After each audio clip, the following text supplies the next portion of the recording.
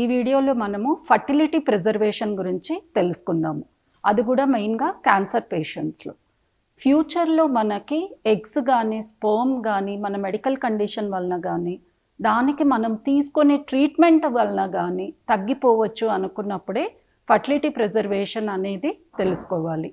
ఎంతోమంది cancer patients వాళ్ళు cancer జబ్బు నుంచి బయటకి పడి దాని తర్వాత పిల్లల గురించి ప్లాన్ చేస్తున్నప్పుడు వాళ్ళకి తెలియకుండానే ఈ క్యాన్సర్ ట్రీట్మెంట్స్లో ఎగ్స్ స్పర్మ్ తగ్గిపోవడంతో ఫ్యూచర్లో ప్రెగ్నెన్సీ ఛాన్సెస్ అనేవి కూడా వాళ్ళకి బాగా తగ్గుతాయి.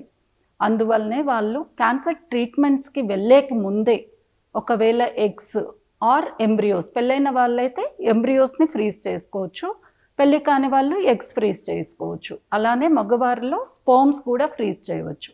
ఇలా ఫ్రీజ్ చేసిన గ్యామెట్స్తో వాళ్ళు క్యాన్సర్ ట్రీట్మెంట్ కంప్లీట్గా అయిన తర్వాత ఒకవేళ న్యాచురల్ ప్రెగ్నెన్సీ అనేది రాకపోతే ఆర్ కష్టంగా ఉంటే ఈ గ్యామెట్స్ వాడడం ద్వారా కూడా ప్రెగ్నెన్సీకి ప్రయత్నించవచ్చు అండ్ సక్సెస్ రేటు చాలా బెటర్గా ఉంటుంది.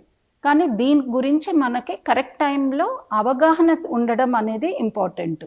కొన్నిసార్లు మనకి అడ్వాన్స్డ్ క్యాన్సర్ ఉన్నప్పుడు, ఎక్కువ టైం లేనప్పుడు ఒవేరియన్ టిష్యూ ప్రిజర్వేషన్ అంటే ఇప్పుడు మనం ఎగ్స్ కానీ ఎంబ్రియో కానీ ప్రిజర్వ్ చేయాలంటే మినిమం మనకి 8 to 10 days పడుతుంది. కొందరిలో ఈ టైం కూడా లేనప్పుడు ఒవేరియన్ టిష్యూ అనేది కూడా తీసి ల్యాబ్లో ప్రిజర్వ్ చేయడం ద్వారా ఫ్యూచర్లో వాళ్ళు దీన్ని ఉపయోగించి కూడా ప్రెగ్నెన్సీకి ప్రయత్నించవచ్చు.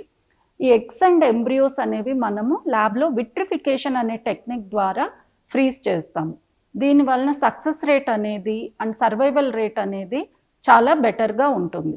కానీ ఈ ఆంకో ఫర్టిలిటీ పేషెంట్స్కి కౌన్సిలింగ్ రైట్ టైంలో కరెక్ట్గా ఇవ్వడం వలన వాళ్ళు ఈ ప్రొసీజర్ అనేది చేసుకొని ఫ్యూచర్లో ప్రెగ్నెన్సీకి మంచి ఛాన్స్ అనేది ఉంచుకోవచ్చు.